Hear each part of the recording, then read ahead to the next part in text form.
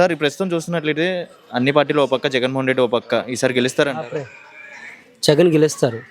ఎందుకంటే తను చేసిన సంక్షేమ పథకాలు అన్నీ బాగానే ఉన్నాయి. ఇక్కడైతే మాకు వెలగపూడి రామకృష్ణ బాబు గారు 3 సార్లు గెలిచాడు.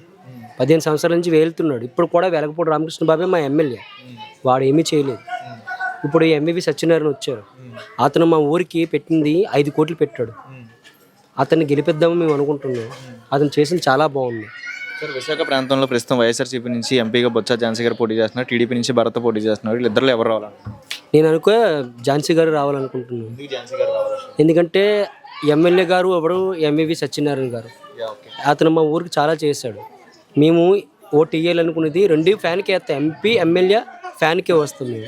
బొత్స ఝాన్సీ గారి మీద నమ్మకం ఉందా? చదువుకున్న వ్యక్తి కదా, విజయనగరం నుంచి వైజాగ్ వచ్చారు కదా, మీకు ఎలా అనిపిస్తుంది? అంటే ఆవిడంటే మాకు తెలియదు. కాకపోతే ఇక్కడ ఎంవివి సత్యనారాయణ కూడా మాకు మేలు చేశారు కాబట్టి తన తరపున తనకి వెయ్యాలని అనుకుంటున్నాం అంతే. బొత్స ఝాన్సీ గారు అంటే మాకు ఎవరో తెలియదు. కానీ బొత్స సత్యనారాయణ గారు వైఫ్ అని తెలుసు. కాకపోతే దాన్ని బట్టి కాకుండా మేము ఎంవివి సత్యనారాయణ బట్టి ఆవిడకి కూడా ఓటు వేయాలని మేము అనుకుంటున్నాం అంతే. సో భరత్ సంగతి ఏమంటారు? టీడీపీ భరత్ ఎంపీ భరత్ అంటే భరత్ కిందటిసారి కూడా రాలే. భరత్కి వెయ్యలేదు ఓటు మేము. అతనికి ఏం తెలియదు. ఎప్పుడో ఓట్లు ఎలక్షన్ అప్పుడు మాకు భరత్ అనే గుర్తింపు ఒకటే కానీ అతను చేసింది ఏమీ లేదు అంతే.